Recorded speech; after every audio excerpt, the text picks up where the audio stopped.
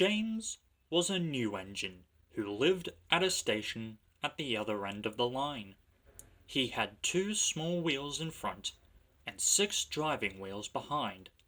They weren't as big as Gordon's, but they weren't as small as Thomas's. "You are a special mixed traffic engine," the Fat Controller told him. "You'll be able to pull coaches or trucks quite easily." But trucks are not easy things to manage, and on his first day they had pushed him down a hill and into a field. He had been ill after the accident, but now he had new brakes and a shining coat of red paint. "The red paint will cheer you up after your accident," said the Fat Controller kindly. "You are able to pull coaches today, and Edward shall help you." They went together to find the coaches. "Be careful with the coaches, James," said Edward. "They don't like being bumped. Trucks are silly and noisy things. They need to be bumped and taught to behave. But the coaches will get cross and pay you out." They took the coaches to the platform and were both coupled on in front.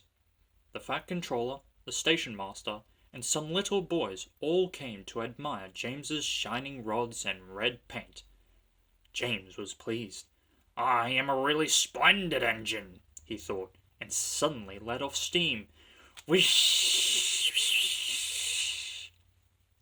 The Fat Controller, the station master, and the guard all jumped, and a shower of water fell on the Fat Controller's nice new top hat. Just then the whistle blew, and James thought they had better go. So they went. Go on, he puffed at Edward. Don't push, puffed Edward, for he did not like starting quickly. Don't go so fast, grumbled the coaches. But James didn't listen. He wanted to run away before the Fat Controller could call him back. He didn't even want to stop at the first station.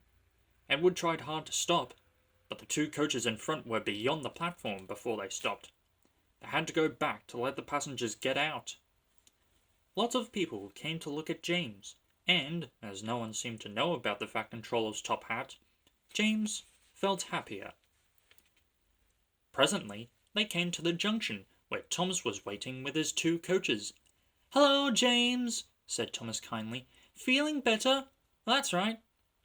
Oh, that's my guard's whistle. I must go. Sorry, I can't stop. I don't know what the Fat Controller would do without me to run this branch line." And he puffed off importantly with his 2 coaches into a tunnel. Leaving the junction, they passed the field where James had had his accident. The fence was being mended, and the cows were back again.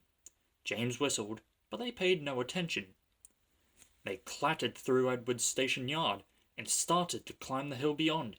It's ever so steep, puffed James. I've done it before, puffed Edward. It's steep, but we'll do it. The 2 engines puffed together as they pulled the train up the long hill. Soon they both rested at the next station. Edward told James how Gordon had stuck on the hill, and he had to push him up. James laughed so much that he got the hiccoughs, and surprised an old lady in a black bonnet. She dropped all her parcels, and 3 porters, the station master, and the guard had to run after her picking them up. James was quiet in the shed that night.